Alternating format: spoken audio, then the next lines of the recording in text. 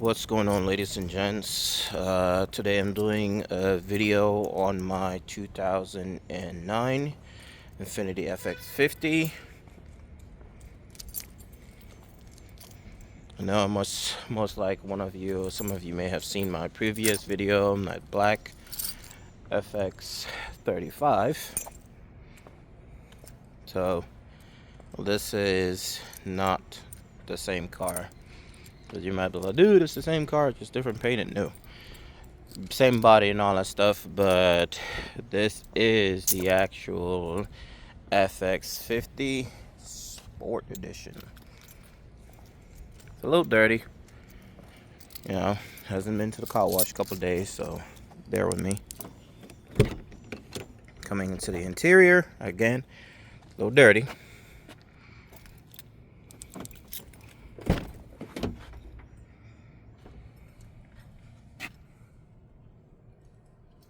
Has a sunroof and all that stuff. To the trunk as well. So not a lot of trunk space, but more than enough, to be honest, for a mid-size SUV. And you can lay those seats down as well if you need more room type of scenario. So pop the engine as well, and then we're going to talk about the vehicle just a little bit.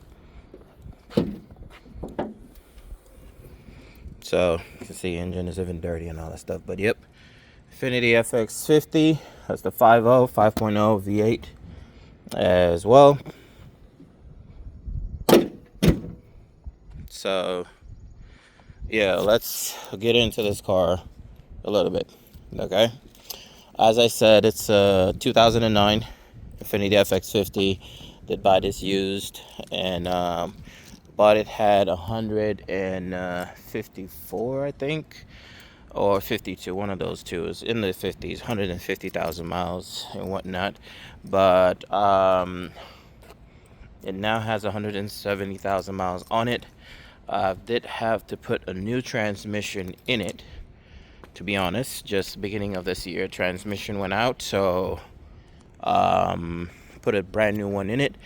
Though may have been just the solenoid that may have gone out, but I had found a good deal on the transmission, and which obviously comes with a brand new solenoid, and this was brand new. It's a brand new transmission, 0 miles and all that stuff. I got it at this deal, to be honest, and just decided to go that route, because if I had just bought the solenoid and then took it and had them switch out the solenoid and ended up not being the solenoid, that means I would have to repay again for labor.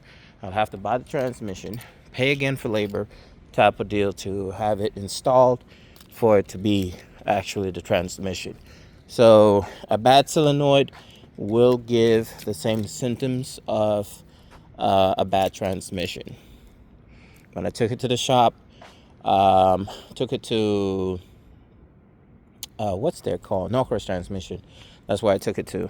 And I had already ordered the transmission and all that stuff, because I had 2 diagnostics done from it prior to that. And they were telling me it was a transmission. But when I took it to these people, they checked it and told me that it's most likely the solenoid, but still they'll have to bring the transmission down in order to replace or rebuild the solenoid and all that stuff. I was like, all right, cool.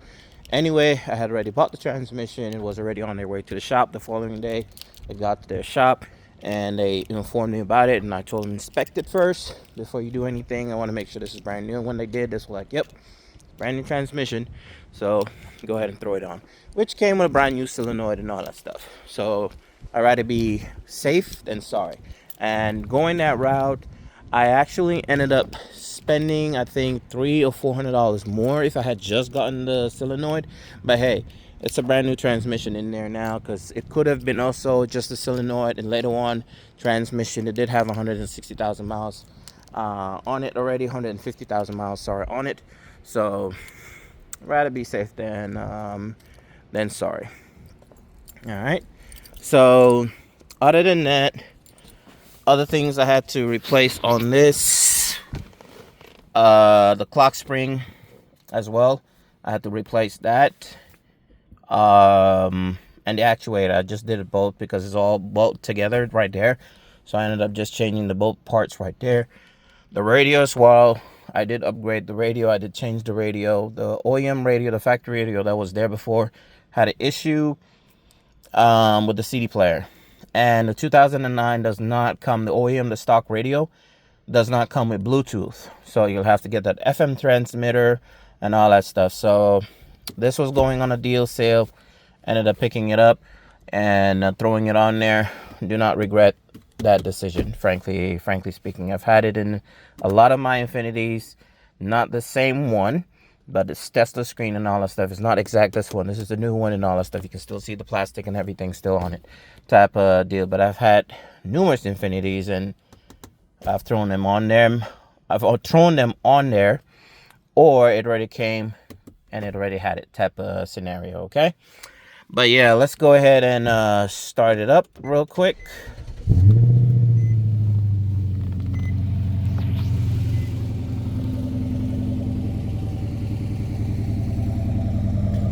It's a little bit of a cold start. I just moved it just to kind of turn straighten out.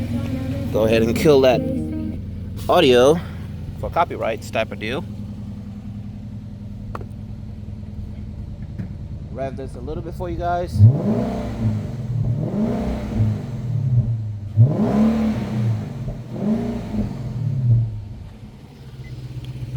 So no tune has been done to the vehicle. To be honest, it's fast, 400 horsepower. For a mid-size SUV, it's really more than enough. Something like this, you don't need it to be a race vehicle. You just need it. You just need it to be a car that will get you from A to B nicely and comfortable as well.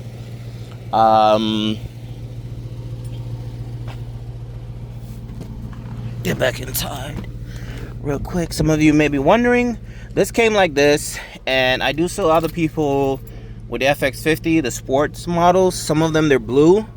Others, they are grayish type of deal as well. So I did not change that as well. And the cool thing about this as well is, well, let me get my lights on. Is the light on right now?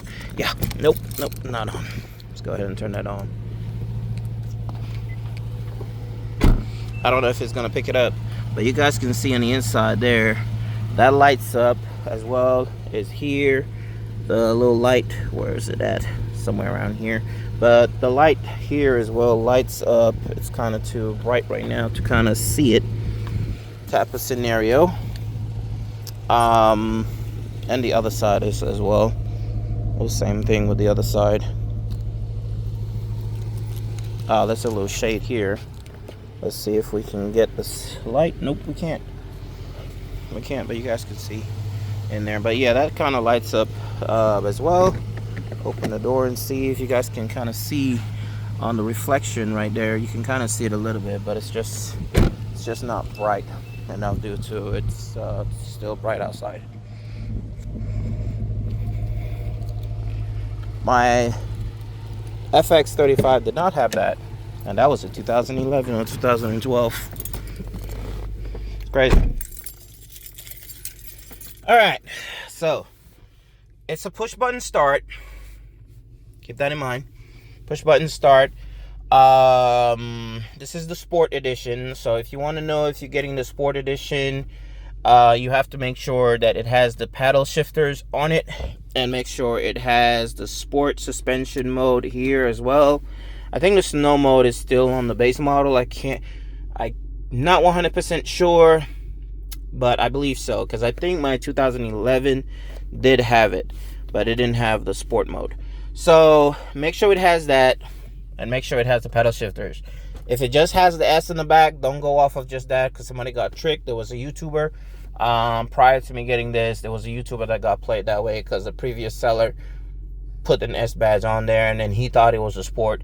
He bought it because his target was to get the sport, but I don't think he did the research first, so he ended up getting it. Got home, and then his buddy or his brother or something like of that nature told him that, hey, it's not the sport model, it's the base model. All right, so just keep that in mind.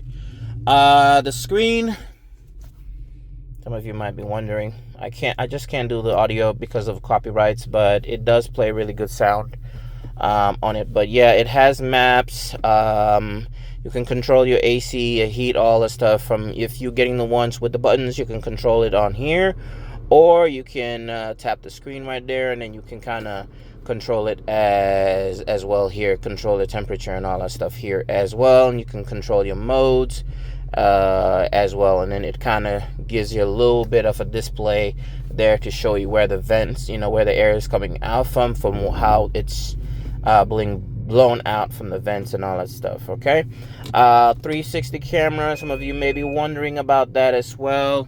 Yes, the 360 camera does work on it. Go ahead, and you have the live view right there. It is live view and all that stuff.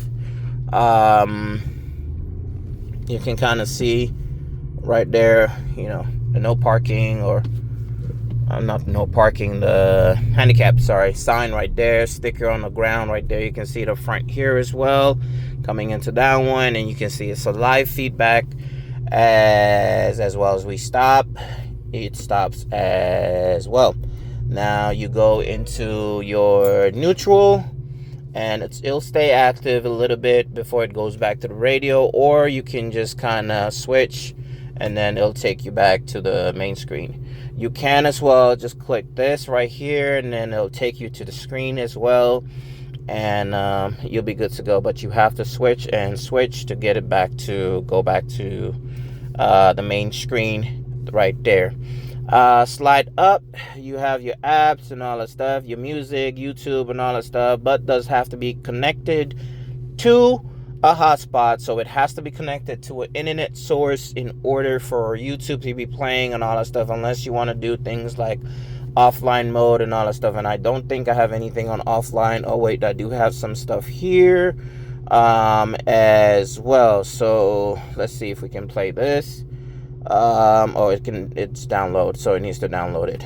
So yeah, this is offline, but this is to download and all that stuff if you wish to, due to no connection and all that stuff. So I don't think any of these got downloaded, to be honest, so I don't think none of this will actually play. Yeah, I'll have to download all that to get it to play. And I'll have to stop the recording in order to turn on my hotspot in order to show you guys that as well. What else? Maps and all that stuff is the same thing. As I said, the audio is quite clear on it.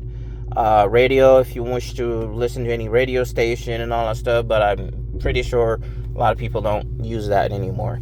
Bluetooth, yes. Connect your phone to it, take phone calls, stream your music onto it as well. You can do all that stuff with this as well. Gives you the time, gives you the weather, temperature, and all that stuff right there as well. This is the 10-inch one. This is the 128 gigabyte one. So if any of you are looking into getting one of this, I do recommend you get one with enough storage, higher storage, due to the fact that if you're going to be downloading a lot of apps on this thing, you want to make sure you have enough room, enough storage and all that stuff for it. So click that. Storage is right here. Right now I've used up 27.26 gigabytes. We click on that right there. Let's see if it will show me how much stuff on my music and all that stuff have I used up. Yeah, so you can see my music. Oh, that's YouTube. No, that's YouTube. That's an app.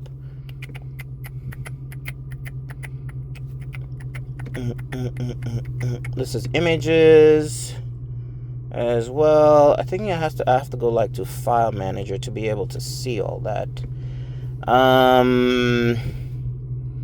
Let's see if we see the file manager real quick there. File browser. Yeah, I have 45. It says movies, but it's actually music videos. But yeah, it says I have 45, and that's all of them here. This is a flash drive as well. I do have some musics on there as well. And this is an audio source, which I only have 9 as of right now on it. And that's basically it. You can see most of my other things are kind of clear. as well. But yes, it does respond quite well. But if you get one with low storage, low RAM, guess what? You're gonna have the situations whereby it's gonna be lagging, it's gonna be slow, it's gonna be responding slow. It's just like a phone, a computer, and all that stuff.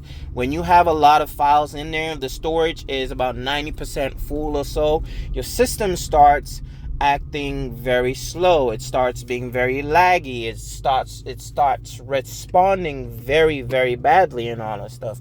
So you want to keep that in mind as well.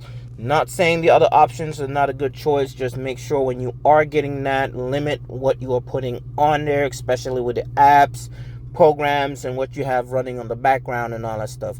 So you kind of keep that really limited. Like you see, I have my Xbox Game Pass on there. I had a remote which I was able to connect to this, play some video games sometimes, some lunch.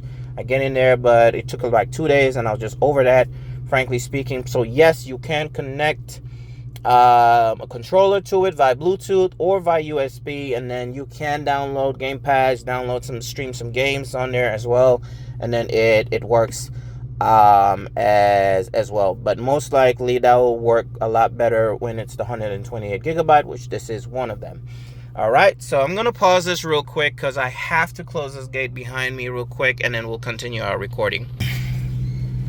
All right, ladies and gents, we are back. I just closed the gate that I needed to lock up, and we continue this. Let's throw my seatbelt on,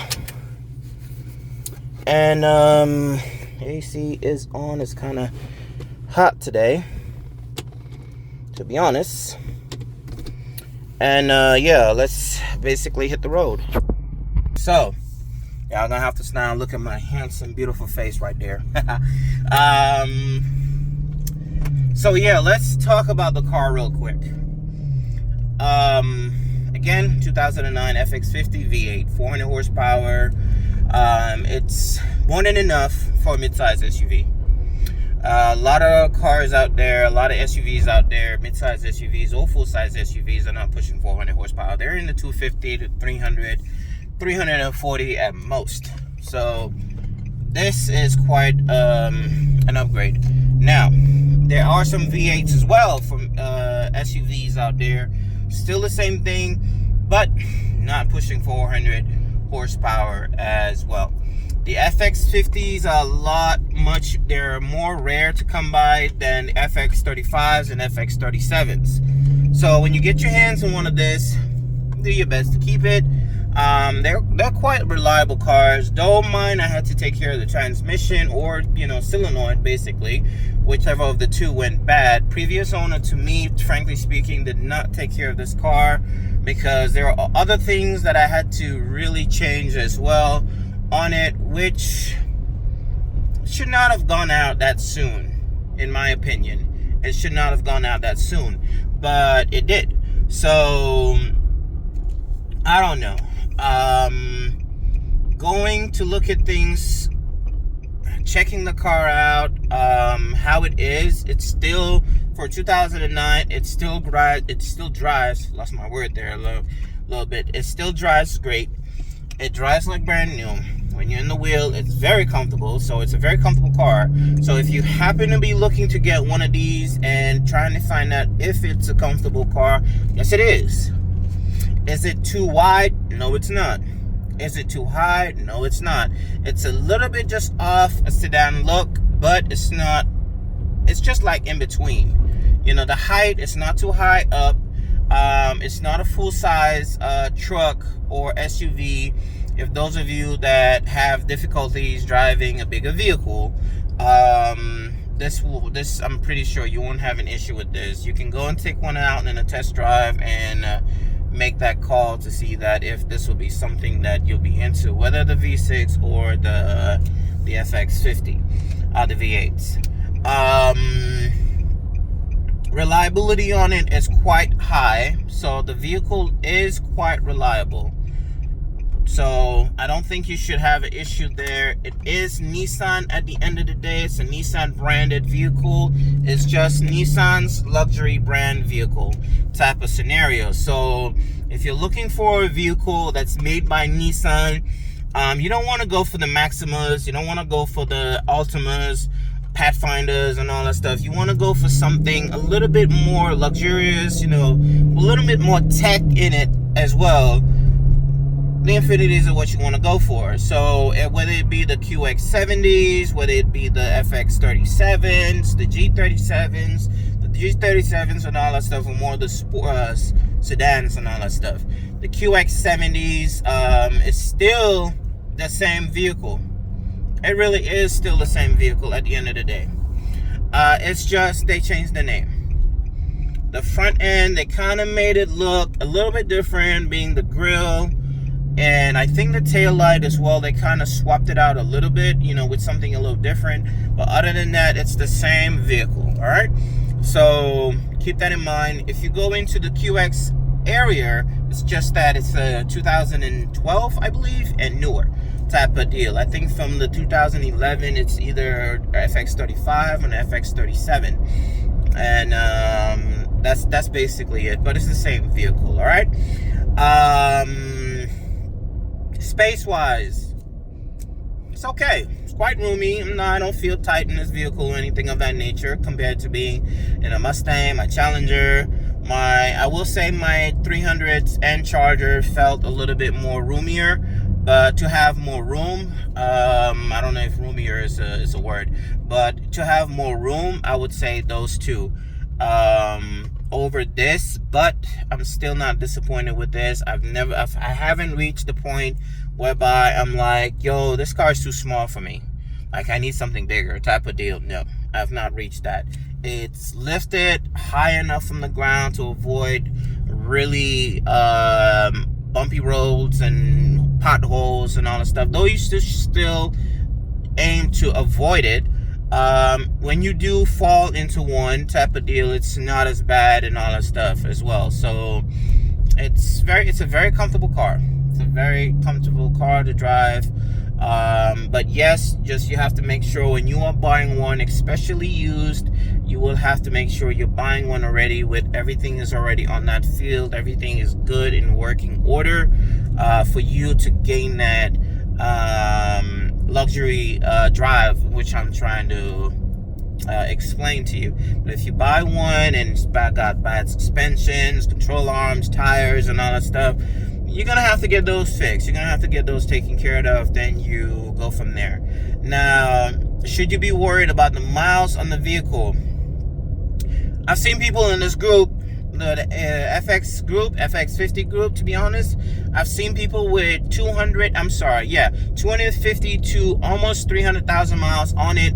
People running the same motor, the same engine on it, and had barely no issues with it type of deal. Now, I can't say you're going to fall into the same category because, again, it still depends on the previous owner. What did they do with the vehicle?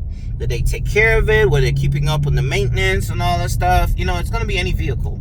You buy it and all that stuff. Some vehicles, yes, their motors and transmissions are a lot weaker. So they only go to let's say, a mile range, like 200,000 miles, and then poof, everything just starts giving out on you, and then you have to get a new engine, you have to get a new transmission, blah blah blah, this and that, so yeah, there are vehicles like that out there, but there are vehicles as well that if taken care of, it will last you a long time. And we all know Nissan does do good on their vehicles. They do take care of their vehicles. The only biggest issue Nissan has ever had, to be honest, in my personal opinion, on their cars has been their transmissions, and which falls on their CVT transmissions, to be honest. I don't know about the newer models now, if they're even still running CVTs or not. Maybe they've taken care of the issues, but I know back then, when they just jumped into the CVT range, putting CVT transmissions in their vehicles, a lot of people had issues, and it fell on the transmission. So warranty is a good thing to have, especially on something of that nature. But yeah, so getting one falls in the previous owner. What did they do to the vehicle? But do expect to put a little bit of money in it. Get it serviced. Even if everything is running great, get it serviced, unless they have documentation to show you that they did this a month ago or so like that. Get it serviced. even you put your hands on it, it's driving good and all that stuff, I would do that. I would do the plugs. Obviously, the oil changes you have to do regardless. I don't trust anybody when they come and tell me, unless you can show me paperwork to show that you went to a shop and then you did the oil change, or you look at the oil to see for yourself that the oil is still good, then you're good. But other than that, do the oil change. If it looks a little dark, do the oil change. I'd just rather be safe than sorry, because they could have put the wrong oil in there as well. You never know. So do the oil change. That way you have peace of mind to know that, okay, I already did the oil change. It's so-and-so month, and this is what I did to it. I've done the plugs as well, so I don't have to worry about changing plugs for another 2 to 3 years, to be honest, as well. The coil packs and all that whatnot as well. You can put that on your list your to-do list type of deal, and you go from there. Just simple things to just avoid tomorrow having a hefty bill on something that may go out on you, and now you're like, man, I should have done this 3 months ago, I should have done this 4 months ago, type of scenario. All right. I think basically this will run up the video, the review, to be honest. This is my vehicle. All the vehicles that I've done, the reviews I've done, they've been my vehicles. So when I give you guys a review, I've owned this vehicle for a couple months, spent money in it and all that stuff. I'm not a YouTuber that goes to a dealership and then be like, hey, I'm a YouTuber, can I grab one of your vehicles, do a review on, and then they just grab paperwork and then read off of it. Oh, this vehicle has push button start, this vehicle has auto windows, whatnot. This vehicle has a transmission in there, an automatic transmission. Oh, it has a sport mode and all that stuff type of deal, and just give you the basics of it. I give you as much information that I feel one should know about getting this vehicle, which I'm about to get into the maintenance on it type of deal. I forgot to get into that right there. So I try to give you guys as much information as possible, and then the video is there, the comments are there. If you have any questions, feel free to ask. Like, hey, I want to know about this or that and that, and if I know the answer, trust me, I'll feed it to you. Okay. I'll give you guys as much information as I can to make sure that if you're happening to going to buy this vehicle, you're not making a bad decision as well. Okay, so now jumping into the maintenance on it, the parts are not crazy expensive. They're in the mid-range. They're not BMW prices or Mercedes prices. Basically, I would say that if you're comparing it. But I will not also say they are Honda prices as well, because Honda's like the cheapest prices out there. And anytime you're buying parts for them, I wouldn't say it's that cheap as well. They are reliable. Things are gonna break no matter what car you own out there. Things are gonna break, especially if it's used. Sometimes if it's new, you walk out the dealership with a brand new car, and then 1,000 miles later, something breaks on it. Luckily, you have warranty; it takes care of it and all that stuff. But they expect it. It's expected. Something is going to break. It's not going to sit down and be an indestructible car or never have any issues with you or anything of that nature. No, it's not going to be that, okay? So you're going to have issues with it on the long run, no matter what vehicle it is. Insurance, to me, ain't bad on this vehicle. I do pay less than $100 in full coverage on this vehicle, but I cannot say you're going to be in the same boat as me, because the thing is, insurance, bro, like it's a scam. I ain't gonna lie, it's just a scam. Insurance is just a scam. But anyway, things is just gonna fall is, the things that you have to worry about is, one, your location, your age, your driving history, how many cars do you have, and the insurance company that you're going with, the only options that you have. So my best advice to you is get the VIN of the vehicle that you want to buy, get the VIN, and do quotes. Do at least 4 quotes. 4 at least, 3 to 4. Don't just do 2 and call it a day. No, do at least 3 to 4. That way you have an idea of where your number might be at when you do happen to buy it and get insurance on it. You don't want to go buy the vehicle and then come to find out, okay, you got to pay $300 on the vehicle itself, on insurance, due to your driving history or the insurance company that you only have to go with, or how many cars you have and all that stuff. So if you're adding this to it and type of scenario, you might be buying this for your daughter, you might be buying this for your son as well. So you want to also make sure at that point that the insurance ain't gonna kill you before you put your hands in it and then be like, oh man, now the insurance is way too much, I can't afford this. So and go from there. All right, so keep that in mind. Gas wise, gas, it's not too friendly. It's a V8. At the end of the day, this is a V8. All right, guys, it's a V8. You don't buy a V8 for gas to save gas, though some are really worse than others. I would probably say for my GT, my Mustang GT, my Mustang GT was better on gas than this. To be honest, it was better on gas than this was. Sorry. Something crazy happened there, and I just had to cut through this guy and all this stuff.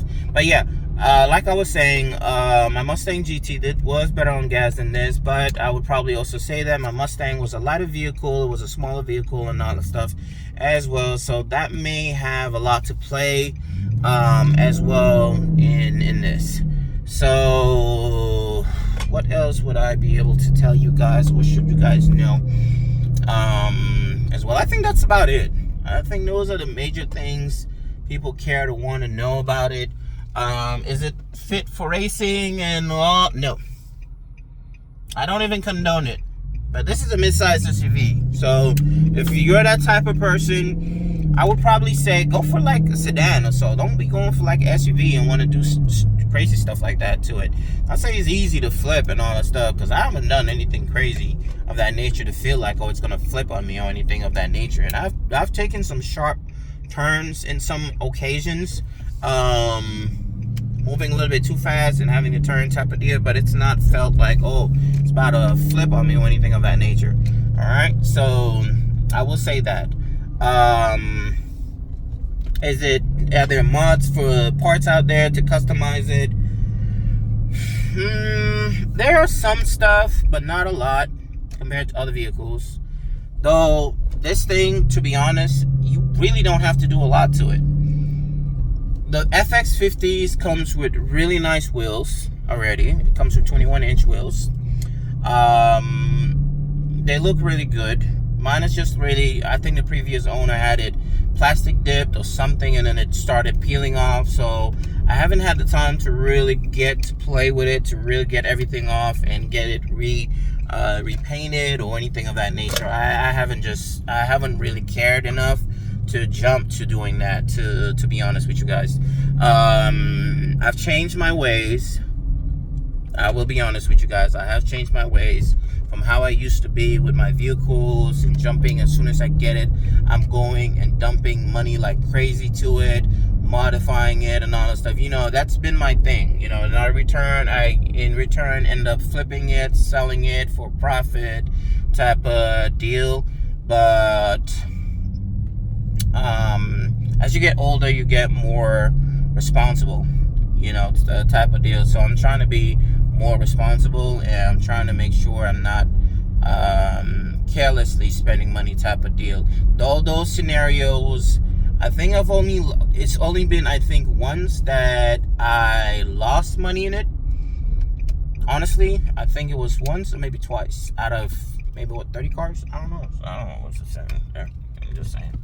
But out of a lot of cars that I've modified, not 30 cars, I'm just exaggerating there. But yeah, it's I've hit profits. I've hit profits in those scenarios, and go from there. Okay, but yes, there are a little bit of things that you can do from wheels. Some people do headlights. There are not a lot of companies that actually just sell aftermarket headlights. There are some. But most of the people, what they end up doing is they customize their own headlights. They open it, do their DRLs and all that stuff in it, and take it from there. Wheels, you have a lot of options for wheels. So it's 5x114.3. So wheels, you're not gonna have an issue there finding wheels that will fit this car type of scenario as well. Okay.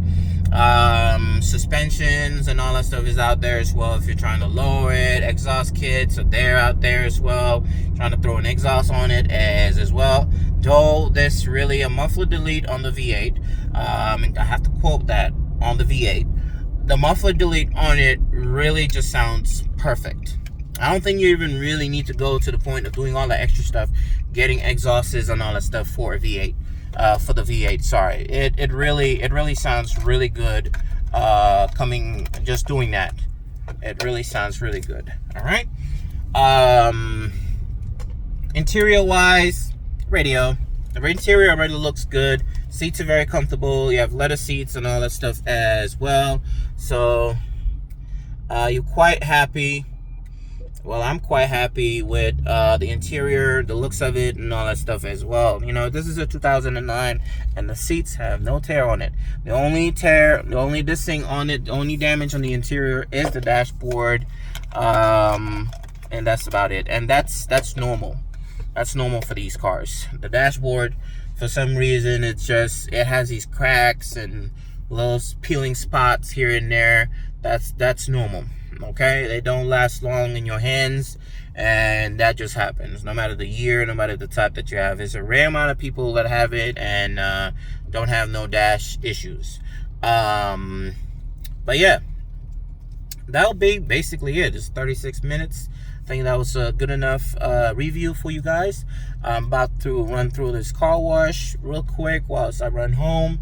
So I'm going to kill this video right here, or I'm going to end this video right here. Should not have said kill.